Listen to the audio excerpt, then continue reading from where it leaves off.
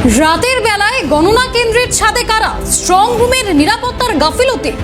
দড়ি বেয়ে গণনা কেন্দ্রের দেওয়াল বেয়ে উঠছেন একজন, অপরজন গণনা কেন্দ্রের ছাদে দাঁড়িয়ে রয়েছেন।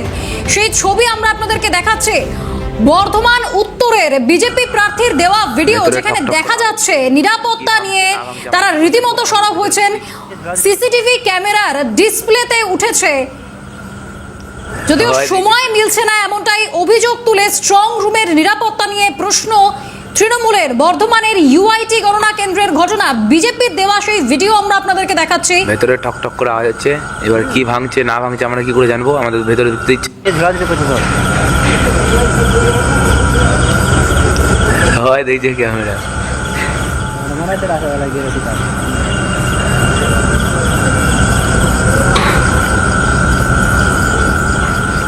ভেতরে ঠক ঠক করে আওয়াজ হচ্ছে, এবার কি ভাঙছে না ভাঙছে আমরা কি করে? বিজেপি প্রার্থী, বিজেপিরই দেওয়া এই ভিডিও, যে ভিডিওতে রীতিমতো স্পষ্ট যে একজন দড়ি বেয়ে উঠছেন, একজন উপরে দাঁড়িয়ে রয়েছেন।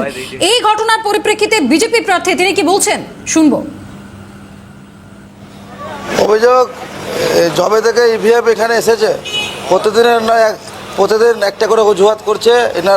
এনাদের কি মতলব বর্ধমানের প্রশাসন আমি বুঝতে পারছি না। কালকে আমরা দেখলাম আমাদের সিসি ক্যামেরাগুলো যে পহরাতে ছিল, সিসি ক্যামেরাগুলো সব বন্ধ হয়ে গেছিলো প্রায় 15-20 মিনিট।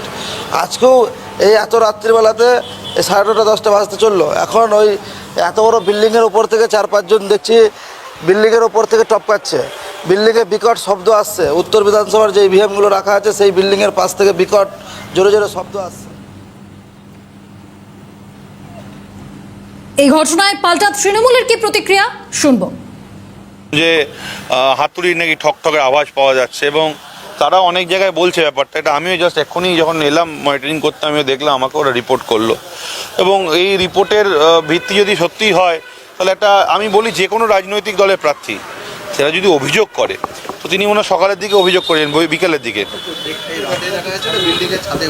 তাহলে সেটা তো যিনি সিএপিএফ পার্সোনাল যিনি দায়িত্বে আছেন তাকে অবশ্যই অবজারভার দেখে তদন্ত করে তাকে কোশ্চেন করা উচিত যে কেন এরকম ঘটনা ঘটবে।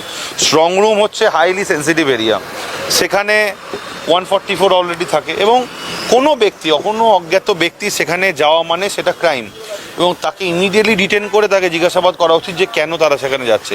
আমরা তো বারবার বলছি যে ভেতরে কি হচ্ছে, আপনারা গতকাল থেকে দেখছেন যে ভিডিও ফুটেজে নানান অভিযোগ বিভিন্ন দল থেকে আসছে, আমাদের দল থেকে আসছে। তো